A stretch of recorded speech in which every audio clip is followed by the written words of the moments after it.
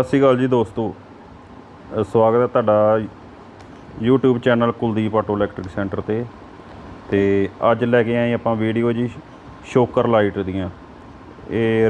पिछले शोकरां ते लग जांदियां जी ते इहदे दो पॉइंट हुंदे आ, एक चलना जे लाइट दे नाल ते एक चलना जे इंडीकेटर दे नाल।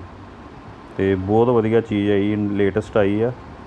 ते बाकी वीडियो चंगी लगे तो ਵੱਧ ਤੋਂ ਵੱਧ शेयर कर दिओ, लाइक कर दिओ ते कमेंट बॉक्स विच जाके कमेंट करो ते सानूं दसो भी असीं होर किस तरह ਦੀਆਂ वीडियो पाइए जो तुहानूं पसंद आउण।